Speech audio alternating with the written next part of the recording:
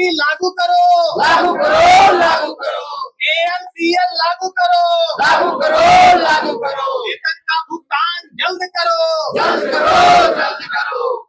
नमस्कार, जोहार। मैं हूं देवेंद्र कुमार। अब देखना शुरू कर चुके हैं भारत मित्र।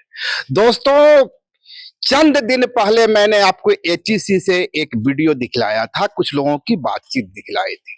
दरअसल उस वीडियो में आपने देखा होगा कि इस HEC की, जिसे पंडित नेहरू ने 1958 में स्थापना करते हुए भारत का आधुनिक भारत का मंदिर बताया था।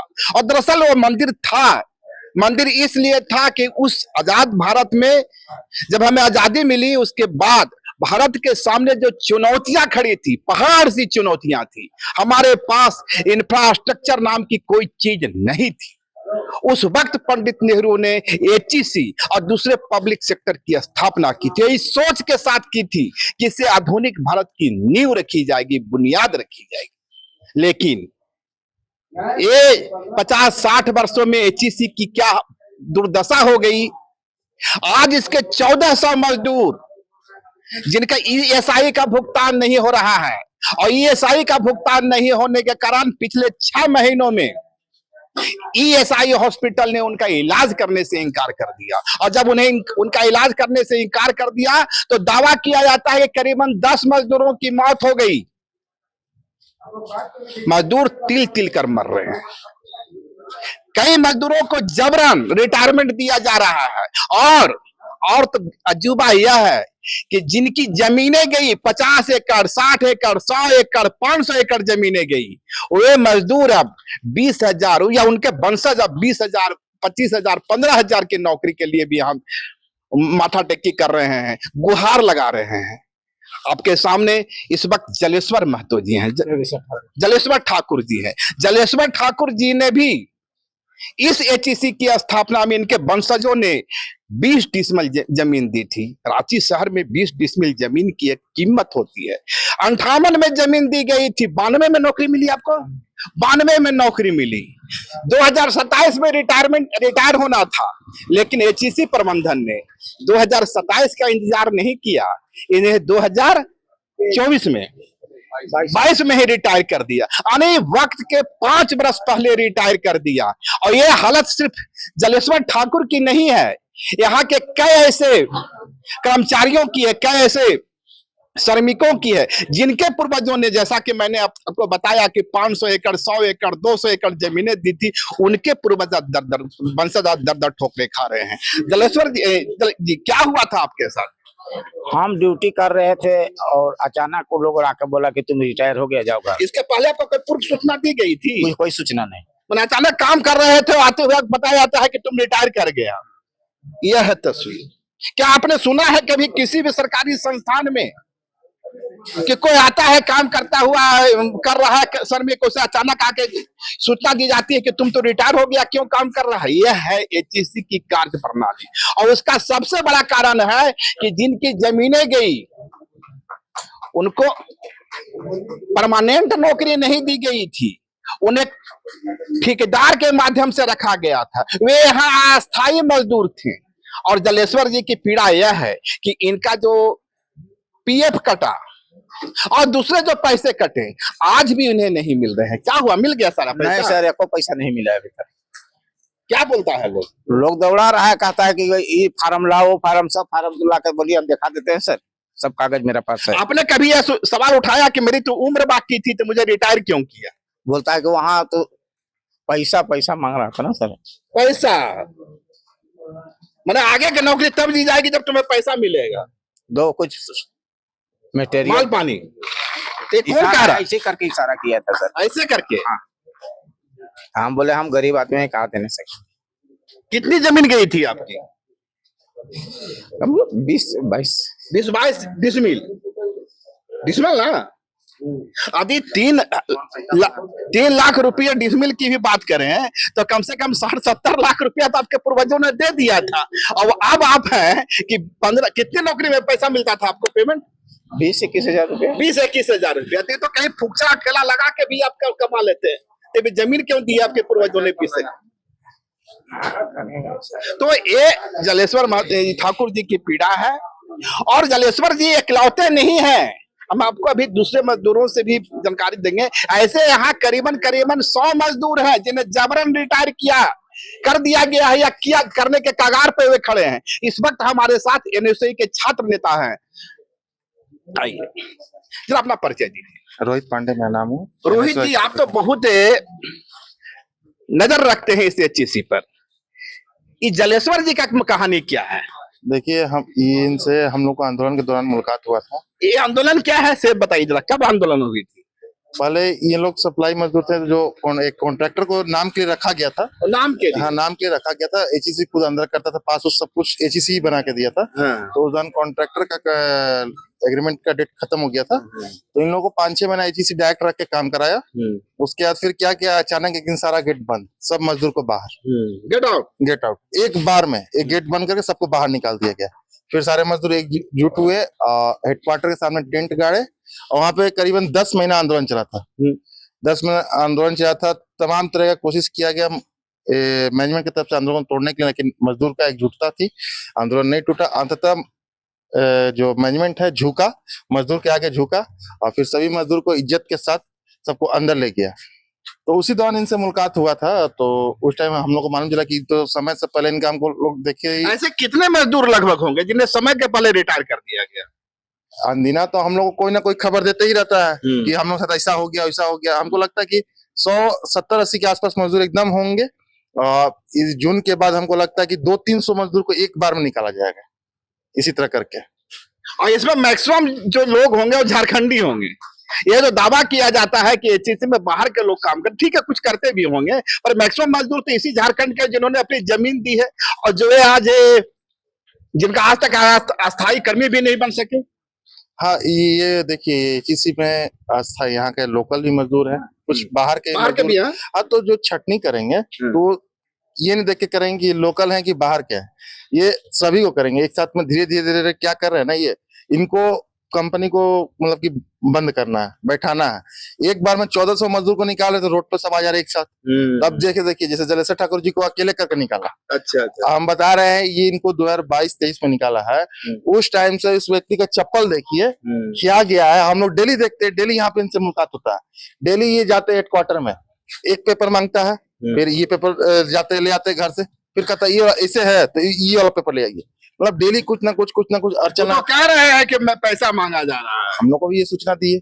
हम लोग को देखिए एक्चुअल में है कि हम लोग तो किसी यूनियन के आदमी हम है नहीं कि अंदर जाके टेबल। बड़ा अजूबा बात नहीं लगता है कि यहाँ एचईसी में मजदूरों का इतना शोषण है, उनका ईएसआई बंद किया जा रहा है, म्यूचुअल फंड नहीं दिया जा रहा है, जबरन रिटायर कर दिया जा रहा है और कहीं कोई मजदूर संगठन नजर नहीं आता है। अब ये तो जो पार्टी जो यूनियन पहले से चलते आ रहे उनको सोचने की चीज है। हम लोग हैं एक समाज सेवक के रूप में, छात्र राजनीति करते हैं। हाँ, ये हम जरूर है कि एचईसी में हमारा घर है, इससे हमारा लगाव है। यहाँ पे सभी मेरे बड़े भाई हैं और झारखंडी हैं। हाँ, सभी मेरे बड़े भाई हैं। इनके सुख दुख में खड़ा रहना मेरा कर्तव्य बनता, मैं दायित्व बनता। जो हमसे होता है उतना हम करते हैं इन लोगों के लिए, चाहे आंदोलन की बात हो या ईएसआई की लड़ाई की बात हो या योधा कॉलेज में जिन बड़े भाइयों के बच्चे पढ़ते थे उनके फीस माफ कराने की बात हो। जितना हमसे होता है हम इन लोगों के लिए करते हैं। जलेश्वर ठाकुर जी का सीधे हम बताए थे कि 4 की 5,000 रुपए इनसे मांगा गया था। अच्छा। हाँ, इनसे 4-5 हजार रुपए मांगे। इसके पहले भी इनसे कोई एक आदमी पैसा ठग चुका है। इनसे पहले भी इनसे कोई 2-3 हजार रुपए ठग चुका है। मतलब लगातार यहाँ क्या होता है ना कि एक तो पेमेंट मिल नहीं रहा मजदूर को। कितने महीने से पेमेंट बाकी है? पेमेंट तो हमको लगा 3 साल से होने जा रहा होगा। 3 साल से पेमेंट बाकी 3 साल से। और उस मजदूर से 5,000 रुपया भी मांगा जा रहा है। बताइए, उचित लगता है? इंसानियत क्या कहता है? इंसानियत थोड़ा सा भी होना चाहिए ना। तो यही वो कहानी है, यही वो दर्द है। आप सुनते होंगे कि झारखंड में लोग जमीन देना नहीं चाहते हैं और जमीन के अभाव में इंडस्ट्री नहीं लग रही है। दावा किया जाता है कि झारखंड में तो जमीन देना ही लोग नहीं चाहता, देना नहीं चाहता, इसे इंडस्ट्री नहीं लगती इसलिए बेरोजगारी है। पर सवाल है कि यदि जिनके पूर्वजों ने जमीन दिया है, उनकी जो दिया है उनकी दुर्दशा आज क्या है? जमीन देकर वो रोड पर खड़े हैं। और यदि यही दृष्टांत रहा, यही एग्जाम्पल रहा, तो झारखंड में कंपनियों को जमीन देने के पहले एक बार जरूर हर मजदूर सोचेगा। तो जलेश्वर जी आगे क्या कीजिएगा? आप कोर्ट जाइएगा? कहा किया जाएगा सर, मजबूरी में तो कुछ करना ही पड़ेगा। तो कोर्ट जाने के लिए भी तो पैसा चाहिए, न्याय तो इतना। कहा कीजिएगा सर, किसी तरीके से तो कुछ करना पड़ेगा, कोई उपाय। अगला फिर जमीन बेचिएगा जो बच्चा खुद चाहे। देखा जाएगा सर, जैसा मूवमेंट आएगा वैसा किया जाएगा। क्या हुआ, आपका नाम क्या हुआ? मेरा लाल विकास नाथ साहब है। आपकी भी जमीन गई थी? हमारा तो बहुत जमीन है। कितना जमीन चला गया? बहुत 350 एकड़। तो ये है 300 एकड़ जमीन देने वाले। और एक चीज बता दे रहे हैं, अभी एचईसी हमारा करीब 1976 एकड़ जमीन का पेमेंट भी नहीं किया। 58 में स्थापना होती है, 2025 चल रहा है, 1976 एकड़ जमीन का पेमेंट अभी नहीं हुआ है। अब बताइए कि झारखंड में कौन सी कंपनी आएगी और उसको यहाँ के रैयत किस हौसले के साथ जमीन देंगे, जबकि 70-75 वर्ष बीत जाते हैं, 2000 एकड़ करीब इनका जमीन होता है, उसका भुगतान नहीं हुआ है। खैर उस मुद्दे पर हम बाद में आते हैं। आप लोग का जो ईएसआई का भुगतान था, जिसके चलते 6 महीने से आप लोग का इलाज नहीं हो रहा था, दावा किया जाता है कि इस बीच में 10 मजदूरों की मौत हो गई और यदि ईएसआई का भुगतान नहीं होता है तो आने वाले 6 महीने तक फिर आप लोग का इलाज नहीं होगा, और उसमें कितने मजदूरों की मौत होगी तो देखने वाली बात होगी। मौजूदा हालात क्या है, क्या लग रहा है, कार्रवाई हो रही है? कार्रवाई तो अभी तक कोई सुनाई पड़ रहा है। कोई मैनेजमेंट एकदम सोया हुआ है, सिर्फ उसको जबरदस्ती दबा धमका के काम लेने का ही है। काम नहीं करना है, जाओ। माने जो यहाँ काम आदमी लोग कर रहा है, ना कैंटीन है, ना पानी है, कोई मूलभूत सुविधा नहीं है अभी कंपनी में। फिर भी लोग अपने लिए, परिवार के खातिर, देश के खातिर लगे हुए हैं। देश के खातिर लगे हुए 3 वर्ष से पेमेंट नहीं मिला, ईएसआई का भुगतान नहीं हो रहा है, आपके 2000 एकड़ जमीन का मुआवजा नहीं मिला है, बावजूद देश का जज्बा अभी कायम है। यही है झारखंडी जिगर। और एक चीज है, अभी जैसे लोगों ने कहा कॉन्ट्रैक्ट लेबर, हम कॉन्ट्रैक्ट लेबर हैं, आपको भी जानकारी होगी कि कॉन्ट्रैक्ट लेबर का कोई रिटायरमेंट एज नहीं होता है। अच्छा, आप कहीं भी जानकारी ले लीजिएगा, अगर कॉन्ट्रैक्टर लेबर को अगर 60 साल में आप रिटायर कर रहे हैं तो वो आपका लेबर है, आपका मजदूर है। कॉन्ट्रैक्ट लेबर को 60 साल के बाद जीने का अधिकार है। जब तक उसका शरीर चलेगा तब तक उसको खाने पीने का, जीने का अधिकार है। और ऐसे आप अगर हमको कॉन्ट्रैक्ट करके हटा देते हैं तो ये गलत है। अच्छा एक चीज आप बताइए, आपका नाम क्या हुआ? प्रमोद। प्रमोद जी, ये जो जलेश्वर ठाकुर जी का जो मामला है, इकलौता मामला है इस तरह का, और कुछ मामले हैं? ये तो हम लोग के संज्ञान में आए तब मालूम चला कि ये पहला, ये तो हमारे जगह के आदमी थे, हमारे साथ ड्यूटी करते थे। अचानक एक दिन हमारे सामने की घटना है, साहब बुलाए, साहब बुला करके कहें कि आप बैक 10 तारीख को ही आप रिटायरमेंट हैं, आप इतना दिन आए, गलती से आए, आप घर चल जाइए। अच्छा, हमारे सामने की बात, ना ही कोई नोटिफिकेशन, ना ही कुछ पहले से संदेश, अचानक आकर के बोला गया। और ये उसी समय से निकले और अभी तक हेडक्वार्टर मुख्यालय का चक्कर काट रहे हैं, लेकिन अभी तक इनका निदान नहीं होने सका। तो ऐसे जलेश्वर ठाकुर एक हमारे नजर में है, 1400 मजदूर यहाँ पर है, अभी इनके जैसे कितने पागल जैसा घूम रहे होंगे यहाँ एचएससी के प्रांगण। तो जमीन देख करके इनके वंशजों ने इनको तो पागल बना दिया ना। पागल तो इनको पहले रिटायरमेंट करके बना दिया, जो एक ठोस स्रोत था। अभी तो मान लेते हैं 3 साल से पेमेंट नहीं है, जैसे तैसे इधर उधर से गुजर बसर चल रहा है। लेकिन एगो इनको 5 साल पहले नौकरी से बैठा दिया जाए किसी को भी सरकारी जगह से, और अचानक बोला जाए कि आप जाइए, आप 5 साल पहले ही रिटायर हैं, तो कैसा लगेगा? तो फिर एचईसी में जहाँ झारखंड के लोग काम करने जाते हैं, आंध्र प्रदेश, तमिलनाडु, वहां के फैक्ट्रियों में अंतर क्या हुआ? कम से कम वहां तो सुविधाएं तो है। सुविधाएं यहाँ भी थी, सारी चीजें आज के डेट में भी है, लेकिन यहाँ पर जो प्रबंधन है, ऐसा प्रबंधन आज तक इतना में, हमारा भी यहाँ पर 19 साल सर्विस करते हुए हो गए, लेकिन 19 साल में ऐसा प्रबंधन आज तक हमने नहीं देखे हैं। हमारे पिताजी लोग यहाँ से रिटायर होके गए, योगदान दिए, पूरे सर्वे सरबरा उन्हीं पिताजी के चलते हम लोग बाल बच्चे यहाँ जुड़े एचईसी में, कि चलिए यहाँ एशिया का 1 नंबर है। कहीं बाहर हम लोग गए नहीं, यहीं पर हम लोग काम धंधा किया और यहीं पर गुजर बसर किए, पर परिवार शादी विवाह भी यहीं से एचईसी से। लेकिन ये प्रबंधन जब से आई है तब से हम लोग का दिन प्रतिदिन मौत के झोंक में हम लोग ये हो रहे हैं। आपका क्या नाम हुआ जरा इधर आइए। मनोज पाठक।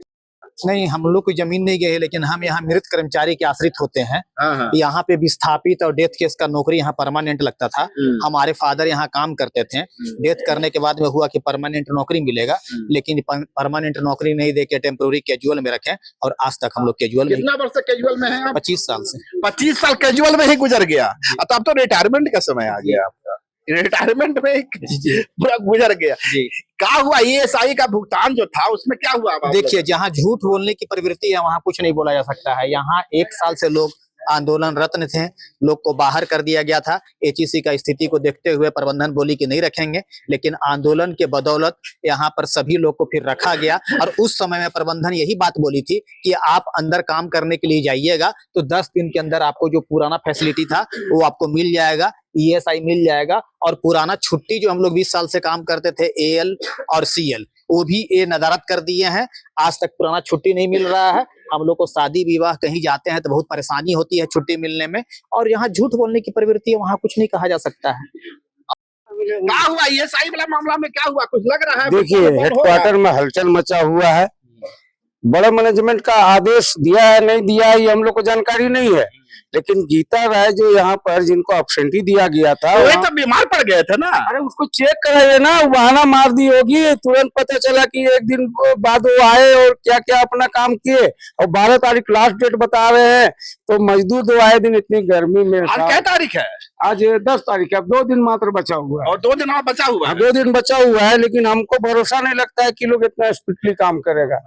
ये लोग, कल तो संडे हो गया। देखिए, ये मैनेजमेंट और जितने भी मैनेजमेंट है यहाँ के लोकल मैनेजमेंट भेल से आए, ये हम लोगों के लिए मौत लेके आए हैं। ऐसा भेल के जो मैनेजमेंट आए हैं मौत लेके आए हैं। मौत लेके आए हैं, तब न इतनी गर्मी में लोगों का अभी तक झूठ कटवा रहे हैं। प्रोडक्शन के बारे में सोच कम है, सुविधा के बारे में सोच कम है। यहाँ कैंटीन वर्षों से मिला करता था, जूता मिला करता था, दस्ताना मिला करता था, सबसे वंचित कर दे। यहाँ तक कि पानी ठीक से नहीं मिल रहा है। आपका अंदर में टॉयलेट जो है लोग जूट लेके जा रहे हैं बाहर में, ये स्थिति आ गई है। पूरे देश में स्वच्छता अभियान चल रहा है और HEC में लोग जूट लेके जा रहे हैं। अरे हेवी इंजीनियरिंग कारपोरेशन है, इतना देश का हित में लोग काम किया है 30 साल 35 साल, लेकिन पता नहीं कौन सा ऐसा मौत हम लोग के पीछे मंडरा रहा है, ये समझने की बात। कितना जमीन गया था आपका? 27 एकड़।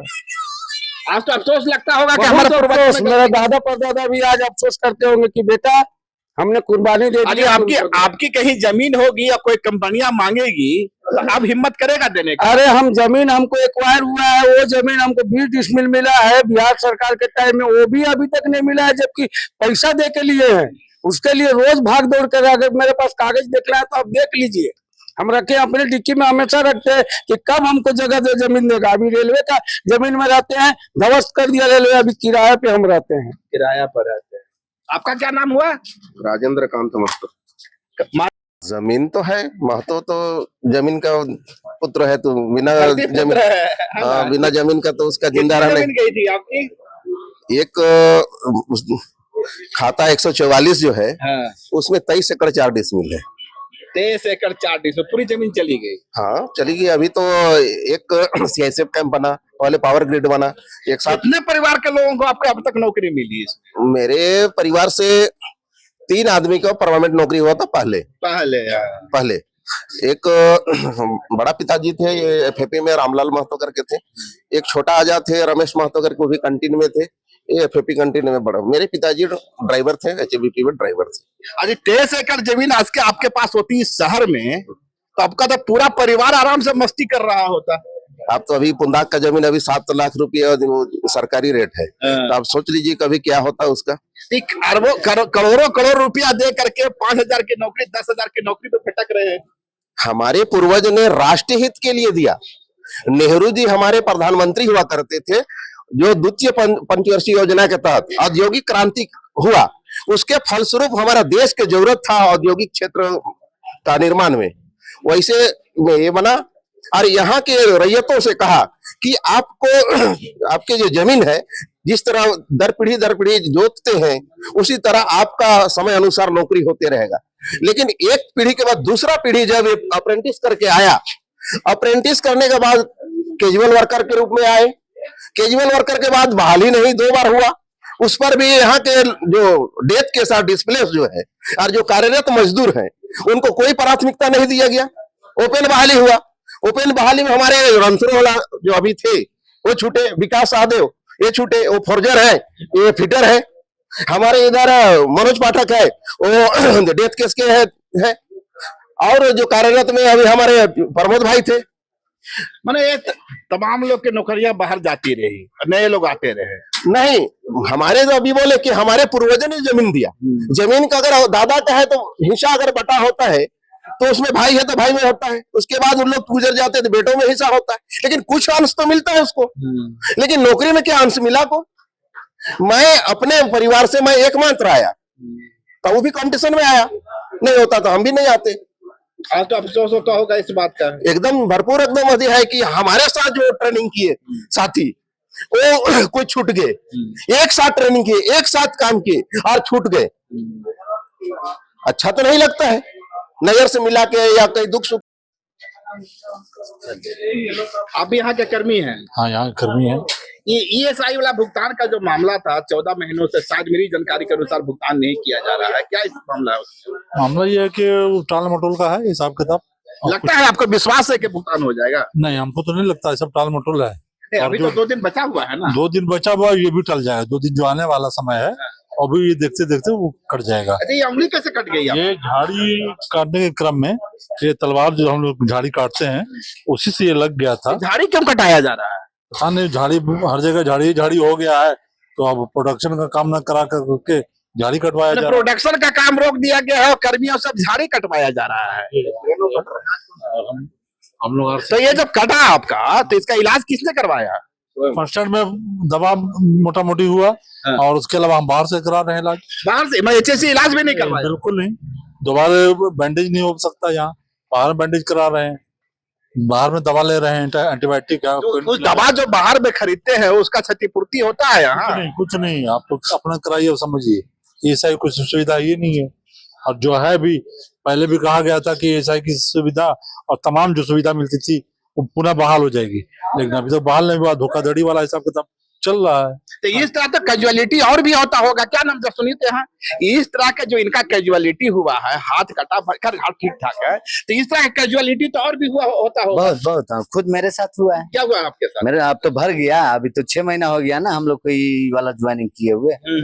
तो हम जब ज्वाइनिंग किए तो हमारा भी नहीं कि अभी पार्टनर है, साथ में काम करते हैं हम लोग 15 आदमी है जो साथ में तलवार से और झूड़ झाड़ और मैंने झाड़ी और ये आपको मोटा पतला जितना, यहाँ सरकार कहती है पेड़ उगाओ, पेड़ लगा, और यहाँ पेड़ को कटवाया। HSC कहता है पेड़ काटो। काटो, एकदम काट रहे हैं हम लोग, खुद काट रहे हैं हम लोग, पाप खुद झेल रहे हैं, तो कैसे बोले दूसरा को? हम लोग को जो पेड़ क्यों कटवाया जा रहा है? कटवाया जा रहा है कि यहाँ खूब माल ढोवाएगा, FFP से ढलाई हो रहा है, यही कहकर हम लोग का जो सुपरवाइजर है जो काम देते हैं वो यही बताएं कि यहाँ से ट्रॉली में लोड होगा, ट्रम चलेगा, लोको चलेगा और माल यहाँ HMBP आएगा, वहाँ ढलाई होगा, यहाँ मशीनी होगा। तो हम लोग भी एकदम तबड़तोड़ साले को जो 1 दिन में नहीं करने को 1 घंटा में होता है काम, होता था। लेकिन अब जो होने लगा ये कट छाट, बिना मैंने मेडिकल का, बिना मैंने ये का, अपना पॉकेट से एक तो काम कीजिए, कटिंग छटिंग कीजिए, जो नहीं किया जीवन में वो काम कर रहा है आदमी, और ऊपर से कट छट जा रहा है। तो मैंने अपने से दवा बीरो कराइए, आज के डेट में पैसा खाने को नहीं जुट रहा है तो दवा बीरो का कहाँ से जुटेगा? मैंने 3 वर्ष से पेमेंट नहीं मिला है, ESI भुगतान है, काम कीजिए, हाथ पैर कटता है तो इलाज खुद कीजिए, नहीं तो मैंने मरिए, क्या कीजिए? है, कॉन्ट्रैक्ट मजदूर में है। अच्छा अच्छा अच्छा अच्छा। मृत कर्मचारी के आश्रित हैं और अप्रेंटिस ट्रेंड भी हैं। लेकिन यहाँ जो बहालियां हुई विगत 10 वर्षों के अंदर, उसमें सब एक्सटर्नल बहाली निकाल करके। ये एक्सटर्नल बहाली क्या होता है समझ नहीं पा रहे हैं। मैंने एक्सटर्नल बहाली यहाँ के जो कर्मी है उनके पुत्र या उनके वंशजों को नहीं दे करके एक ओपन। जी एकदम सही आपने समझा। एक्सटर्नल का मतलब ऑल ओवर इंडिया से इनको कॉल कर दिए। ऑल ओवर इंडिया से? झारखंड से भी नहीं? झारखंड से भी नहीं। ये एक्सटर्नल माने ऑल ओवर इंडिया। और तो जब झारखंड में ये झाड़, जब झाड़ ही काटना है, फूसी काटना है, तो झारखंड में ऐसे लोग नहीं है क्या? बहुत से लोग हैं, इनके ट्रेड अप्रेंटिस जो हैं हम लोग सब खट रहे हैं कॉन्ट्रैक्ट में। यहाँ पर जितने आप देख रहे हैं ये इन्हीं के इंस्टीट्यूट से हम लोग 3 इयर्स का अप्रेंटिस ट्रेनिंग सर्टिफिकेट है, all India trade test pass हैं हम लोग, नंबर 1 का टर्नर फीटर मशीनिस्ट, और आज कॉन्ट्रैक्ट में इनके यहाँ परमानेंट नेचर तो जॉब। आपका वो क्वालिटी का इस्तेमाल कहाँ हो रहा है? आपसे तो पेड़ कटवाया जा रहा है। तो ऐसा है कि अभी जो वर्तमान में सरकार भारत की नीति है, इस कारखाना को चलाना नहीं है। आज टोटल स्ट्रेंथ 2000 के करीब में है, जिसमें 1000-1200 कॉन्ट्रैक्ट है, 800-900 परमानेंट वर्कर हैं, अफसर मिलाकर। तो सरकार इसको बंद करना क्यों चाहती है? अब तो स्थिति जैसे लग रहा है कि बंदे करने का प्लानिंग में भारत सरकार लगी हुई है। तो भारत सरकार तो बड़ा बड़ा दावा करती है भाई कि हिंदुस्तान को बदल देंगे। ऐसा तो नहीं दिख रहा प्रैक्टिकल में सर। सारा पीएसयू का बुरा हाल है, जिसमें सबसे टॉप 10 में 1 नंबर में एचईसी है, जहाँ 3 साल से पेमेंट नहीं है, इलाज नहीं है, आदमी मर रहे हैं, कोई तरह का फाइनल सेटलमेंट नहीं हो रहा रिटायर के बाद। अभी ठाकुर जी हैं। तो आपको क्या लगता है हुक्मरानों के दावे खाली गुलाबी हैं? सिर्फ गुलामी दिख रहा है, और गुलामी, पैसे गुलामी। के लिए हम कोर्ट जाएं, कोर्ट लड़े 10 साल, अब खाने को पैसा नहीं है, कोर्ट लड़वाना चाह रहा है। तो उससे तो अच्छा है कि सब मजदूर मिल करके बंद करके हम लोग इसी को मार के भगा दे। ये इस प्रबंधन को जो बैठा हुआ है भारत सरकार का एजेंट, भारत सरकार का एजेंट ही ना चेयरमैन डायरेक्टर है, तो सब मजदूर मिल करके इसको भगा के और ताला बंद करके हम लोग बैठ जाए तो शांति मिलेगी, समझेंगे कि पैसा हम लोग को मिल गया, मुआवजा मिल गया। यही तो इच्छा हो रही है हम लोगों की आने वाले दिनों में, जो भी वर्तमान परिस्थिति। तो ये थे मजदूर, और यह थी मजदूरों की पीड़ा। कई मृतक जो पहले के कर्मी थे, जिनके परिवार की मौत हो गई, आकस्मिक मौत हो गई, उसके बाद वे नौकरी में आए। कई मजदूर ऐसे हैं जिनके पूर्वजों ने जमीन दी थी, किसी ने 500 एकड़ दिया, किसी ने 100 एकड़ दिया, किसी ने 2-2 हजार एकड़ दिया, और आज सब एक ही लाइन में खड़े हुए हैं। सबके सामने दर्द है, भूखमरी है, और सामने नाचती हुई मौत है। जिंदाबाद जिंदाबाद जिंदाबाद। सफाई कर्मियों के ऊपर शोषण बंद करो, बंद करो, बंद करो। ESI देना होगा, देना होगा, देना होगा, इनके अंदर देना होगा, देना होगा, देना होगा। सालाना छुट्टी लागू करो, लागू करो, लागू करो, ALCL लागू करो, लागू करो, लागू करो। वेतन का भुगतान जल्द करो, जल्द करो, जल्द करो। आनाकानी बंद करो, बंद करो, बंद करो। ESI देना होगा, देना होगा, देना होगा, ESI देना होगा, देना होगा, देना होगा। रेल प्रबंधन धोखा है, धोखा है, धोखा है। मजदूर एकता जिंदाबाद, जिंदाबाद, जिंदाबाद। सालाना छुट्टी देना होगा, देना होगा, देना होगा। अगर खबर पसंद आए तो आप QR स्कैन कर दें हमारा साथ। आपका एक छोटा आर्थिक सहयोग है हमारा बड़ा हौसला। द भारत मित्र, बुलंद भारत की बुलंद तस्वीर।